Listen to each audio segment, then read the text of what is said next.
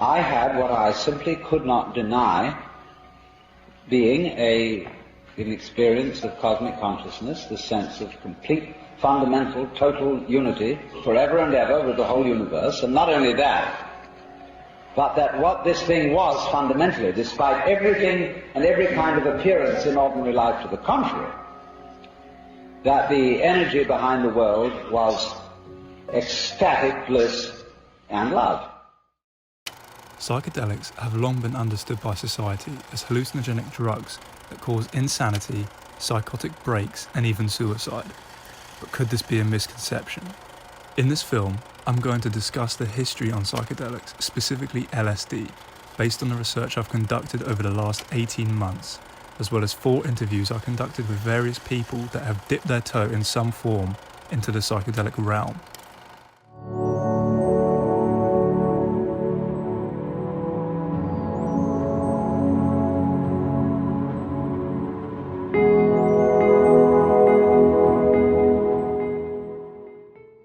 We're going to begin this journey in 1938.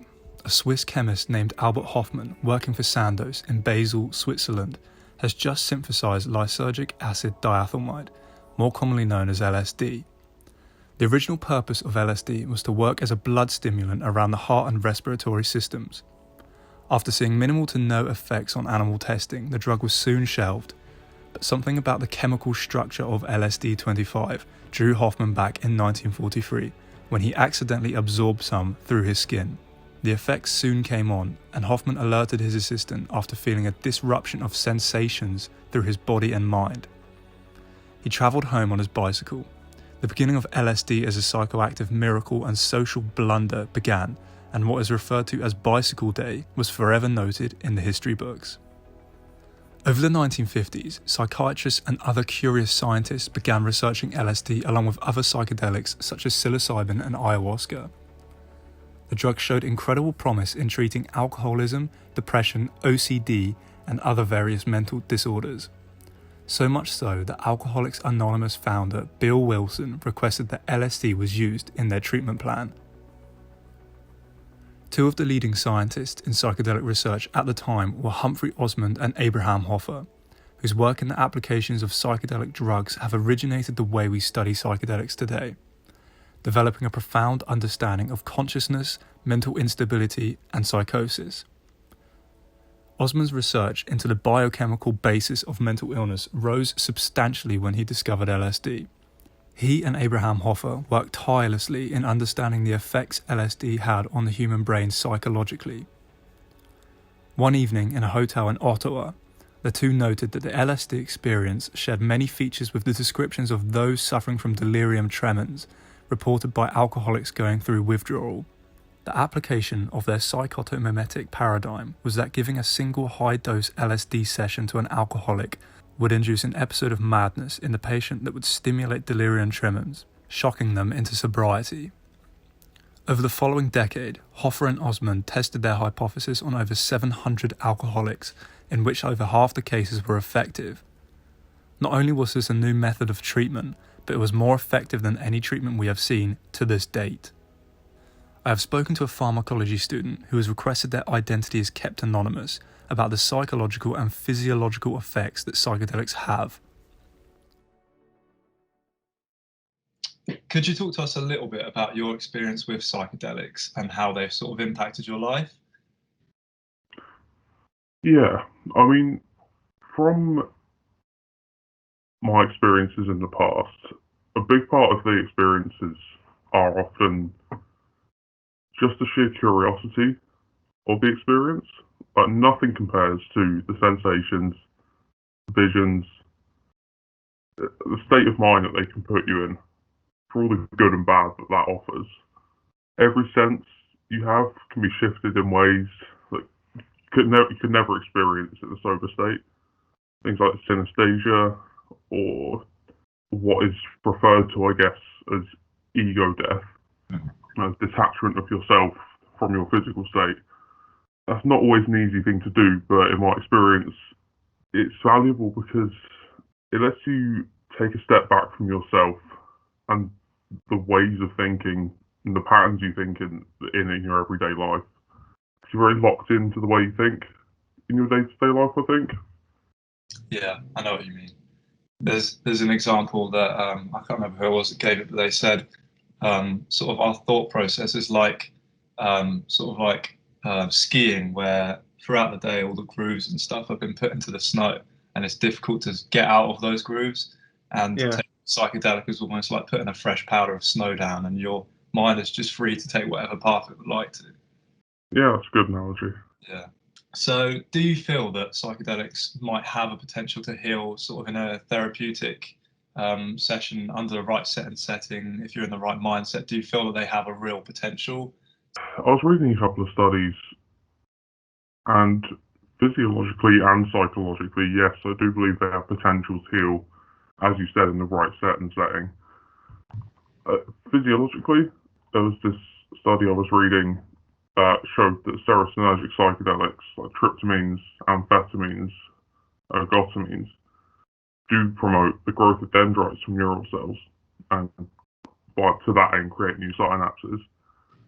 This study also pointed out the relationship between atrophy of neurons in the prefrontal cortex in people with depression and anxiety. And yeah, a single dose of these drugs helped regrow neurons and showed noticeably positive effects in these people.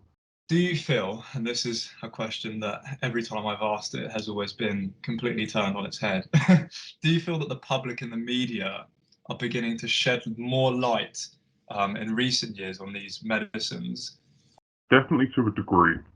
Since ketamine therapy has been approved and used as a treatment, obviously not everyone knows about it, but the few people that do know about it seem almost shocked, like, oh, I thought it was just like people at raves doing keys of ket or something. And now it's like, oh, it's actually a legitimate therapeutic drug. I've got a Vice article here. It's not about ket, it's about acid. But it's called Killer High, Exploring the Phenomenon of LSD-Fueled Murder. And that story recounts a shocking murder by somebody on LSD in the first half of it. And then the second half of the article is interviewing David Nutt and a couple of other researchers who are saying, if you do it correctly, it's actually basically harmless. Yeah. So it's still a bit split. Yeah. I mean, all it takes is for one extreme scenario, like what you just said, to happen for everything to be shut down. Like, for example, back when Timothy Leary was working at Harvard, when he was fired or when he resigned, he began just sort of making it very public with LSD and all the potential health benefits, when he said to turn off, tune in and drop out. That people feel that he was partly, some people feel he was solely the cause for psychedelics to be completely just banned and all the research to be cut, because the counterculture took off from that. And because of the counterculture and the protests and the riots and all the stuff that came about back then in America, the government just saw all these negative stories of people using it recreationally, and they just shut all the funding and research down for it to be done clinically. So why are these drugs looked upon as dangerous hallucinogens today? And why are they illegal after showing such great promise? Enter the 1960s. Research half a century ago was not regulated by today's standards. Scientists tested their own medicine on themselves. They carried their research and medicine around the country in a briefcase as if it were their school homework book. Sandoz even gave as much LSD to any qualified scientist that requested to study it. So, somewhere along the line, LSD, along with other psychedelics, hit the streets. California was the first and most substantial place in the world to be governed by psychedelics. Society was already in an unstable position in the West. What the country did not need was for people to turn on, tune in, and drop out from the cultural norm.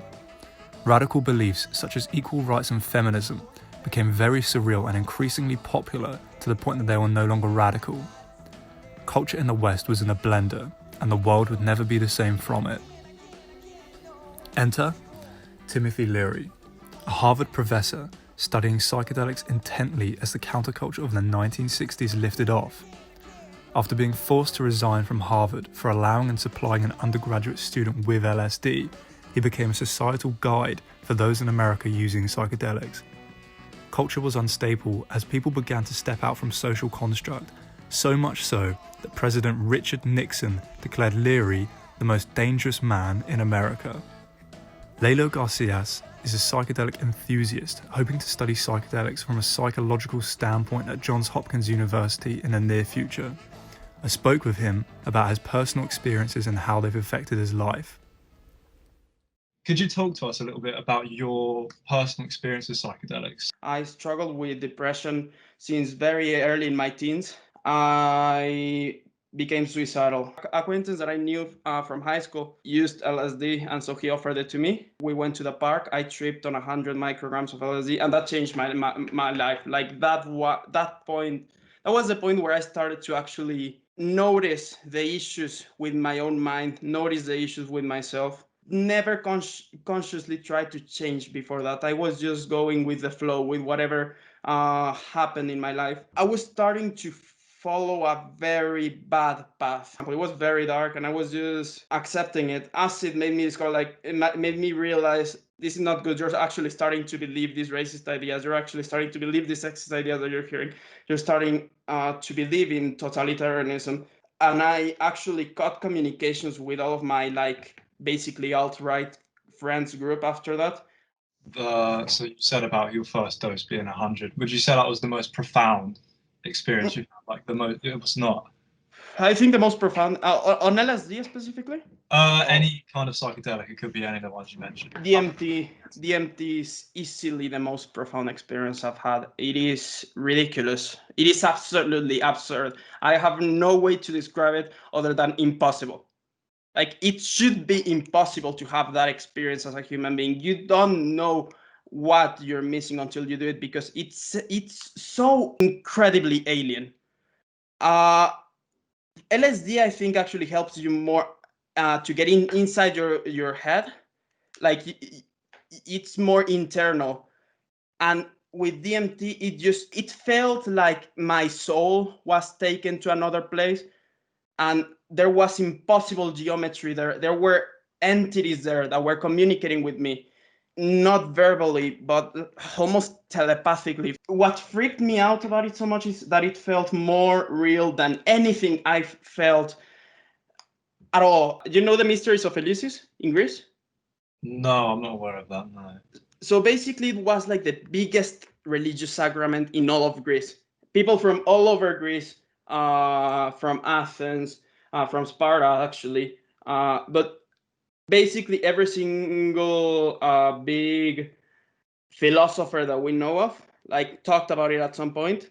But there was a lot of mysticism around it, and it was very secretive. So we didn't know what they actually did during the ceremony for most of them. But they reported everyone who went to the mysteries of Eleusis came away without a fear of death.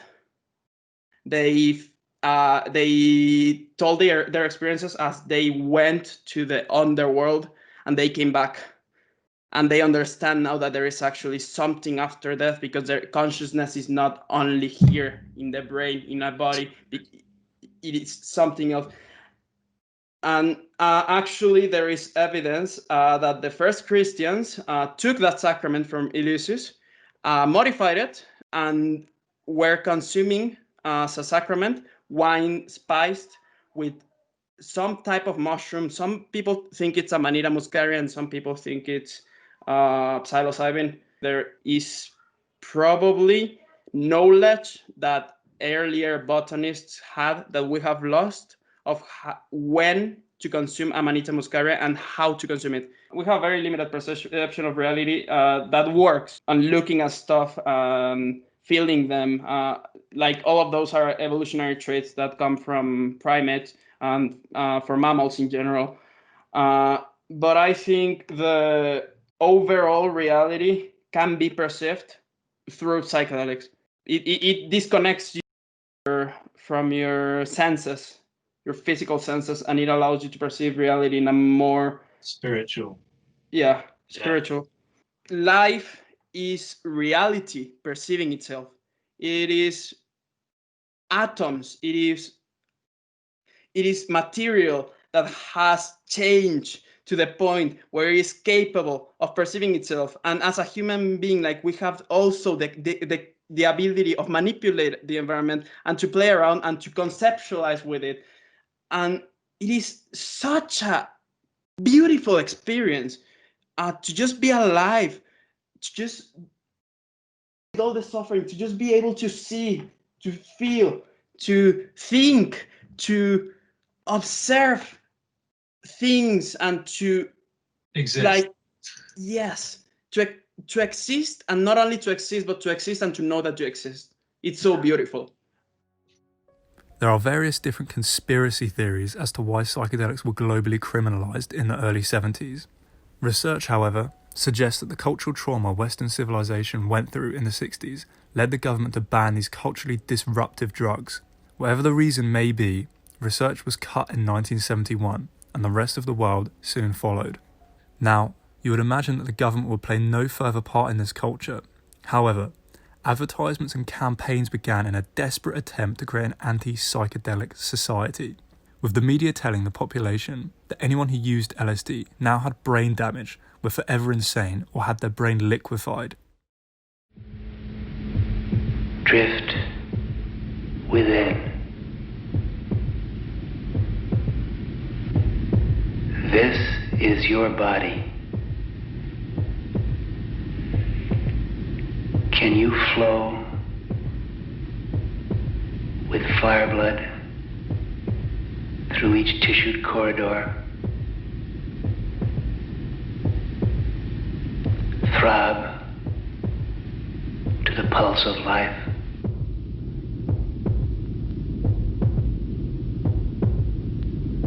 Can you throb to the pulse of life?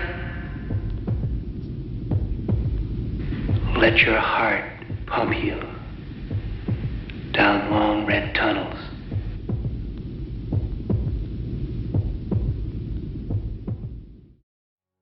This ultimately is what has affected the way we look at psychedelics today. Generations that grew up in that era are understandably going to have preconceived negative or fearful perceptions towards these drugs. Research continued illegally underground until 2006. Of course, it was not running smoothly or quickly, with scientists being prosecuted and organizations being shut down for studying these drugs. The government, however, did not stop there. The CIA commenced MKUltra, a classified project attempting to use LSD as a mind control drug on their enemies, testing the drug on their own employees and even citizens without alerting them, causing psychosis that ultimately led to psychological illness or even suicide. I spoke with Steve Maidman, a counsellor and previously a youth worker, to discuss some of his experiences with one of his clients using psychedelics for personal growth. Do you feel that psychedelic drugs, whether it's psilocybin, LSD, ayahuasca, do you feel that they would have any kind of potential health benefit? Potentially, probably leaning towards most likely. I had a private client last year who we saw for about 10 sessions who presented a bit of an ethical issue for me, because the kind of blanket rule, if you will, within counselling is that if someone presents under the influence of a substance, alcohol, drugs, anything like that, that the session shouldn't go ahead.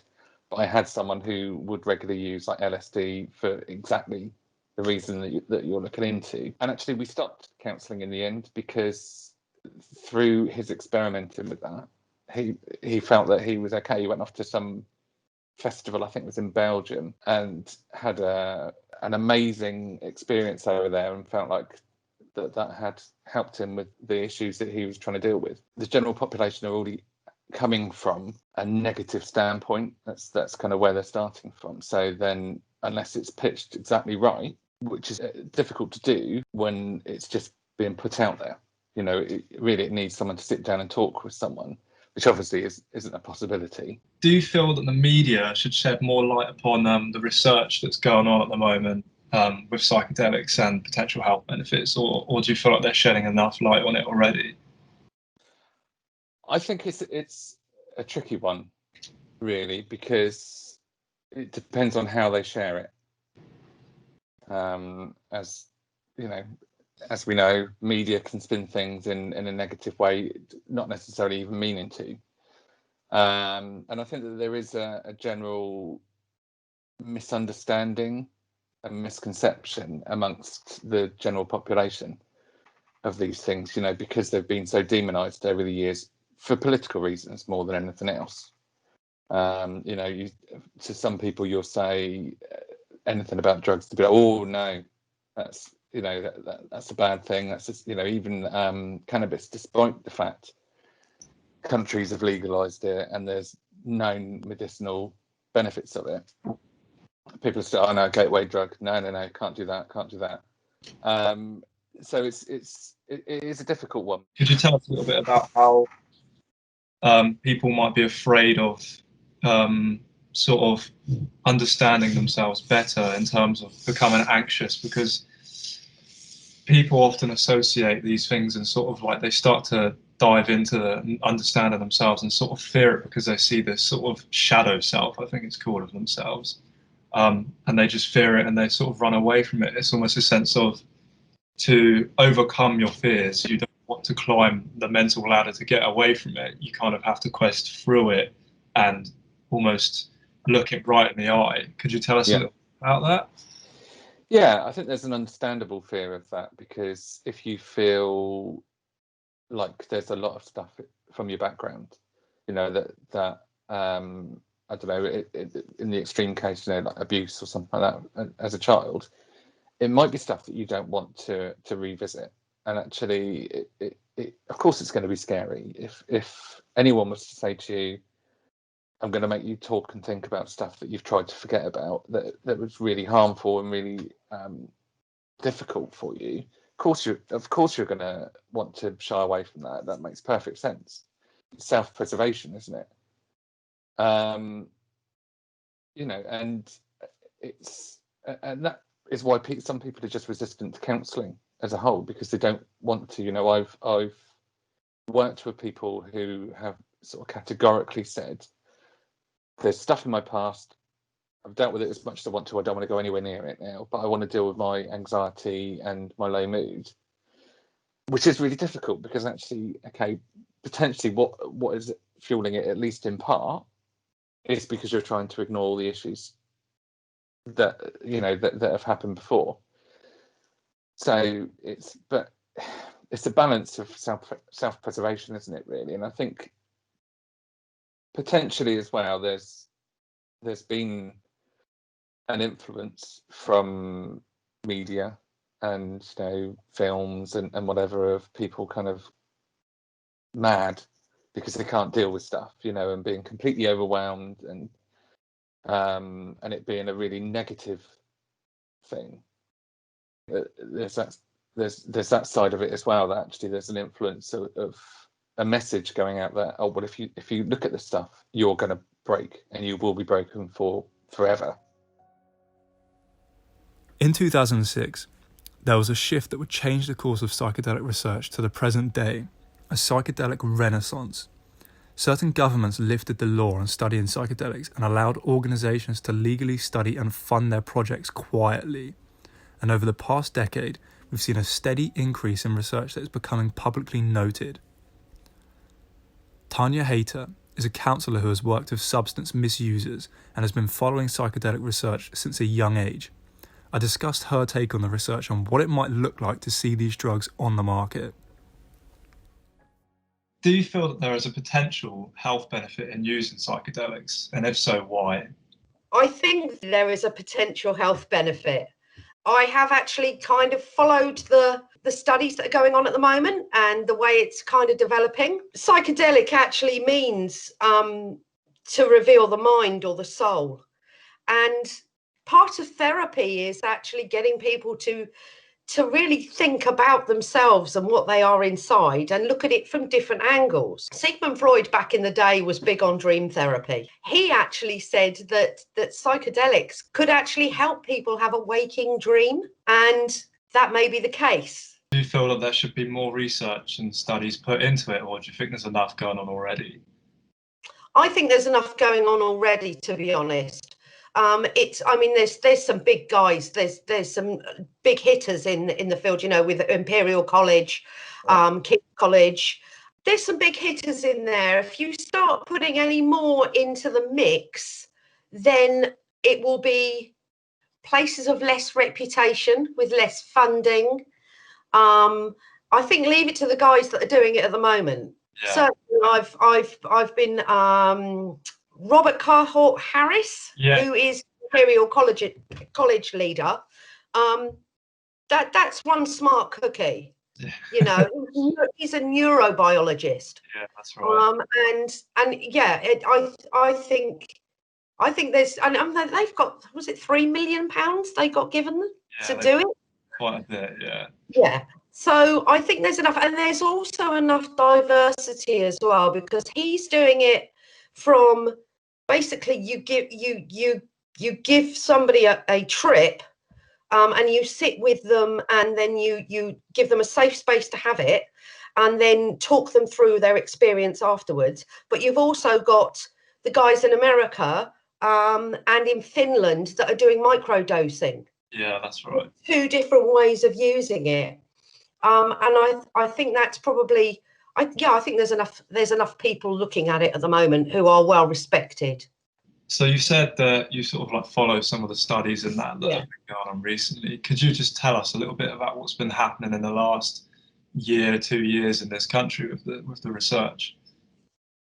Well, like I say, King's College and Imperial College are both heavily into the research at the moment. I believe, and that there hasn't been a lot that I've seen, because I get alerts for things that are put up. I haven't seen that much publication lately about it, and that's probably the COVID thing that's put a stop on that. But I know that it's Imperial College that I've been following more, and that they've done the initial trials. They're now in the second trials, and they're actually extending it. Their initial trials, I think, were only 10 or 12 people that they did. Yeah, that they're now extending it, and the research has also gone past just long-term depression. There's all sorts of stuff coming up with PTSD. I think it's LSD mostly that's being used to treat PTSD. They're also looking at anorexia as well, which would be so valuable. Yeah. It's just such a hard to treat condition. And I believe there's also, I think somebody in the States is doing research with OCD as well. So it's all kind of just going along, but they're still a long way off. Yeah, a long way off, and they've got to convince everybody that it's safe and that it can be done safely, and for it to even be licensed. And I think they're quoting still at least 5 years off for that. I'm really hoping that the microdosing proves to be the most efficient. The reason that I say that is otherwise we will never ever get it for mass use. If you're looking at the Imperial College studies, they give people a therapist to talk to beforehand. They then give them the dose, which can last 5-6 hours. They've got 2 therapists in with them then. And that can take an hour to kick in as well. They then give them therapy afterwards. That ain't ever going to happen on the NHS. No, yeah, that will not happen. Whereas they're quoting with the microdosing, some people are taking, a tiny little amount of it every couple of days and getting a good effect from it. Yeah. So they don't ever actually get the trip. They're never put in a dangerous position. They're never actually, there's nothing, I think the maximum is about 0.5 gram. Yeah. Something like between 0.1 and 0.5 of a gram. So they can still function, they can still go to work, they can, but yeah, if Imperial College proves to be the most effective, that will be fantastic. But we won't ever get it on the NHS. Today, psychedelics are not only showing the promise they once did in the 50s, but because of our technological advancements, we are able to look at them in a different light by using MRI scanners to understand the way they affect the brain neurologically. Imperial College London, the Multidisciplinary Association for Psychedelic Studies, and Johns Hopkins University are the leading organisations in psychedelic research, showing incredible promise in treating long-term depression, treatment-resistant depression, anorexia, PTSD, OCD, end-of-life anxiety, and many more. We are not only able to treat these mental disorders, but we're also able to develop a clearer understanding on the fundamentals of psychological illnesses such as schizophrenia. We're also able to see an incredible difference in those suffering from dementia taking microdoses of LSD or psilocybin, increasing their cognitive capabilities such as memory and motor skill. Psychedelic research is taking us further to understanding the metaphysical applications of consciousness. Research is still a long way from being complete, but it has begun for the second and hopefully final time. As Stanislav Grof once said, LSD is a catalyst or amplifier of mental processes. If properly used, it could become something like the microscope or telescope of psychiatry. I hope you enjoyed, and thank you for watching.